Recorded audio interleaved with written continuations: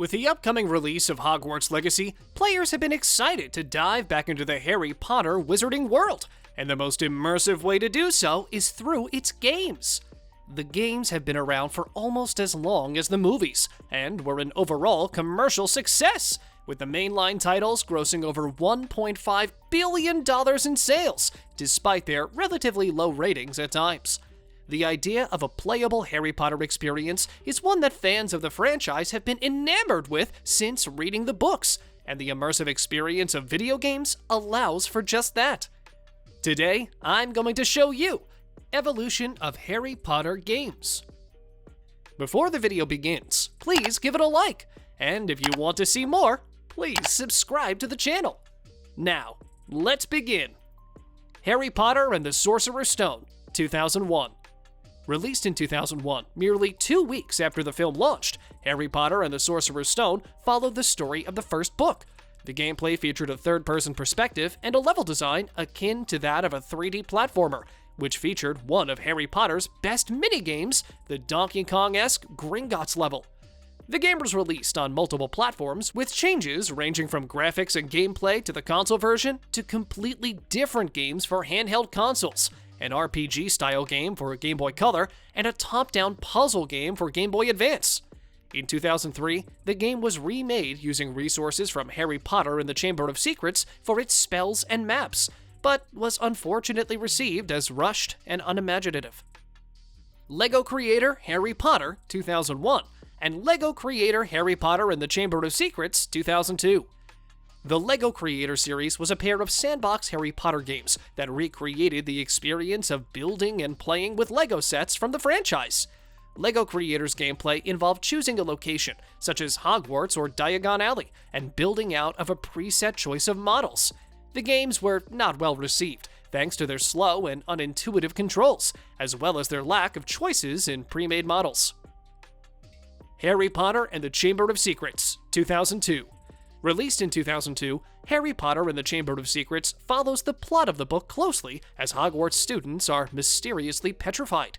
The game was the first to allow for proper exploration of Hogwarts Castle and the use of Harry's broomstick outside minigames, which added to the element of exploration. It was well received, with critics praising the design of the castle. Because of this, the developers chose to remake the first game using this game's resources, as well as base the following game's castle exploration on this one, which led to audiences receiving the following games poorly. Like with the first game, the gameplay saw some changes depending on the version of the Harry Potter game, with the PC version seeing completely different levels than some of the console versions. Harry Potter Quidditch World Cup, 2003. Despite Quidditch being described as a flawed sport by some, Harry Potter Quidditch World Cup has overall been considered a fun entry in the Harry Potter video game series.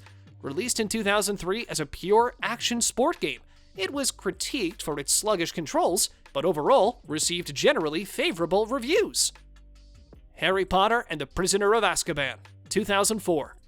Harry Potter and the Prisoner of Azkaban was released in 2004 as an action-adventure game. The game's primary mechanic was the ability to switch between the main trio, which unlocked spells exclusive to each character, a new feature that was well received. It also allowed for further exploration of Hogwarts and many side quests, which opened up the world of Harry Potter gaming that had started to be revealed in the first 2 movie tie-in games. Despite this, it still received some criticism from critics who characterized it as too easy. Harry Potter and the Goblet of Fire, 2005. In 2005, Harry Potter and the Goblet of Fire was released, featuring an action-adventure gameplay focus that was split into levels as opposed to free roaming. The games, again, differed slightly depending on the version of the game played, with DS versions being more top-down puzzle-based than the console version. Goblet of Fire featured spells that won't be in Hogwarts Legacy, improved graphics, and followed the story of the books closely. It was received with mixed reviews, with many players feeling the game was too short and regretting the departure from the free-roaming style of the previous games. Harry Potter and the Order of the Phoenix, 2007. Released in 2007, Harry Potter and the Order of the Phoenix featured sandbox adventure gameplay with a strong focus on Hogwarts exploration.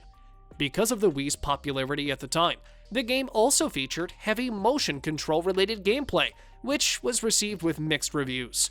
The biggest feature in the game was Hogwarts itself, as the game developers focused on recreating the location as seen in the film as faithfully as possible. While the exploration and immersive recreation of Hogwarts' most iconic locations were praised, the gameplay was classified as repetitive and filled with bugs and glitches, earning it the lowest score on Metacritic of any of the Harry Potter games. Fans still praise the game for its immersive recreation of Hogwarts, though.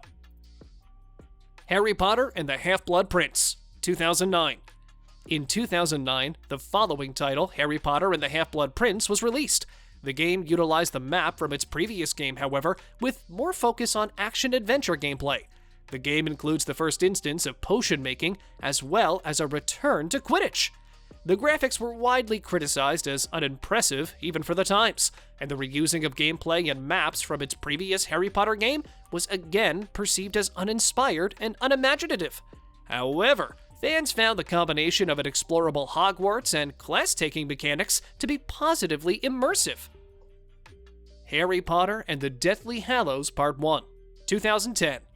Released in 2010, Harry Potter and the Deathly Hallows Part 1 follows the story of the movie closely as Harry, Ron, and Hermione begin their journey to hunt down and destroy every Horcrux, so they can finally defeat the Dark Lord.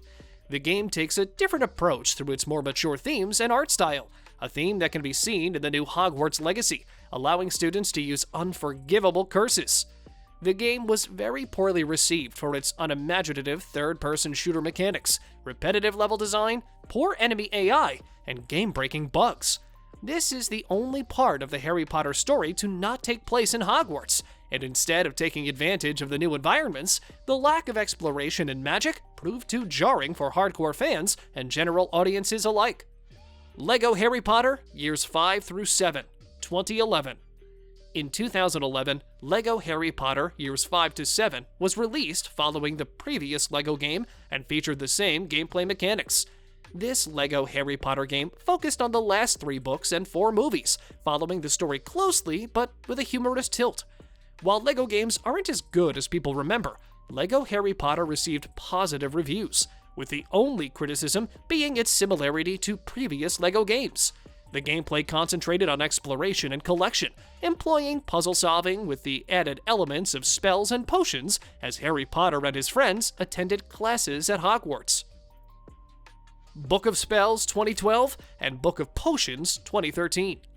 Book of Spells and Book of Potions were 2 games released in 2012 and 2013 respectively, which featured the PlayStation Move controller, the Sony PS5 VR controller's predecessor.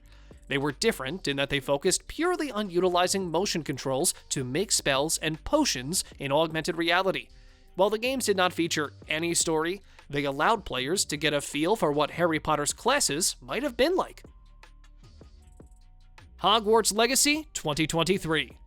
Hogwarts Legacy is a third-person action RPG set in the same universe as the classic Harry Potter series of children's books. In case you need a refresher, those books, the Wizarding World setting, and the Harry Potter film franchise are all the intellectual property and brainchildren of author J.K. Rowling. This is important because she's always been inseparable from her work and from work that she's inspired and licensed, for better and now mostly for worse. Nothing with a Wizarding World stamp on it can be viewed outside the context of it being a product of Dame J.K. Rowling, CHOBE. Thank you for watching, and please hit the like button, subscribe to the Gaming United channel, and enable post alerts to view more of our future videos. After saying that, keep watching our videos, and I'll speak with you in the next one.